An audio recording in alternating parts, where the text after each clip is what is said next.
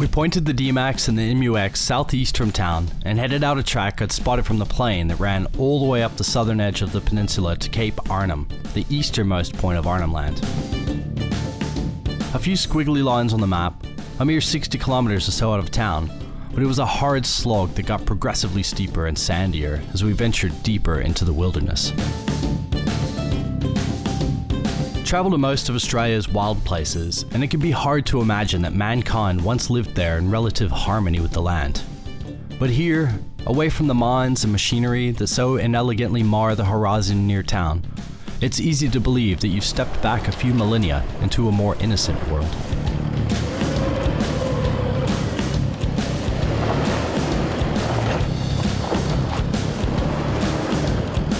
Mate, everyone we've spoken to in town said this was a pretty rough track, and they were not kidding. I feel like I'm riding the Rainbow Serpent's back. It's pretty up and down. Yeah, you're not wrong, mate. You got to really watch these rocks and the shadows on the track. These trees are good camo for them. You know you're remote when you don't meet a single vehicle on the track for the entire day. Most of the tracks out here aren't marked either. You need a good GPS with up-to-date maps and a good idea of where you're headed. Sometimes, though, it's the happy accidents along the way, the strange roadside temples that make the journey worth it. Since the dawn of time, mankind has embraced ritual as a way to raise the profane to the sacred. It's a ceremony where you do something again and again and again, and something simple, something maybe meaningless, becomes meaningful, becomes profound and sacred. On the road out to Cape Arnhem, there's a tree covered in thongs. Now, at first glance, it looks pretty weird, but when you think about it, hundreds of people, literally hundreds of people have stopped in this spot and made a small sacrifice, something completely profane, the thong, and they've given it away and hung it on this tree. And by doing that, they become something else altogether. They become sacred. They become the walls of a shrine in the middle of the outback. I love how much the landscape changes so quickly here. You can be in tall gum forest one minute, interlaced with wattles and bloodwood trees, and the next you're in sandy scrub, paper barks and tall grass, before everything gives way to dry coastal heather. Up here, all of that can happen within half an hour of traveling. The trees give way almost instantly to mottled blue sky, and the track becomes two slippery sandy ruts through the tough grass. There's something about driving on sand. It's the perfect blend of land and sea, like driving through a frozen ocean in the D-Max. Hey Craig, how do you feel about a little bit of beach driving, mate? If there's one thing that the MUX loves, it's a bit of beach driving. The coastline here is breathtaking. Pure white sand, aquamarine water, and not another soul around for miles. It feels like we're more than the edge of a continent here. There be dragons in the water out there, and swimming is pretty much off the cards here. The Aboriginals believed there were no coincidences when it came to landforms, no vast inhuman geological processes that just happened.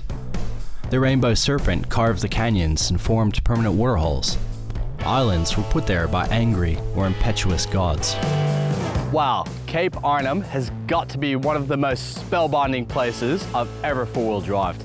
The beaches here, perfect white sand. The water, look, I know there's a few crocs out there, but that has got to be some of the prettiest water I've ever seen. So blue, just shallow running out on these flats, the low tide. Everything about this place just screams, take my picture. Beautiful run through the dunes, through the coastal scrub, right out onto the beach here. It's one of the better tracks I think I've ever seen in Australia. This place, it's just blowing me away. Every direction you look, it's stunningly beautiful. All too often out on the road, inexplicable coincidences occur. Not supernatural, but perfectly natural once you get used to it. I run into good friends on the other side of the continent, in the middle of the desert. I've met lifelong friends in the same faraway climes. I've had people come along on a track just when I needed a hand too many times to count, and jumped out of the D-Max to help stranded travelers wondering if anyone would ever show up. It's just the voice of the universe, reminding us how everything is intimately connected. You just have to lean into it a little. Synchronicity. Carl Jung defined it as meaningful coincidences. For me though, out here on the road, it is a way of life. It's the thing that helps me decide where to point the car. It's those coincidences that stack up on you when you're on the road. You meet someone who introduces you to someone, and next thing you know, you're fishing at some secret campsite in the middle of nowhere. It's the thing that gets you access to places. It's the thing that finds you fish. Synchronicity is that magic spark that if you're open to it, if you let yourself be open to the endless possibilities that the universe has for you, everything just seems to work out in the end. It's what I trust more than anything out here, and it's what will turn any trip into the trip of a lifetime.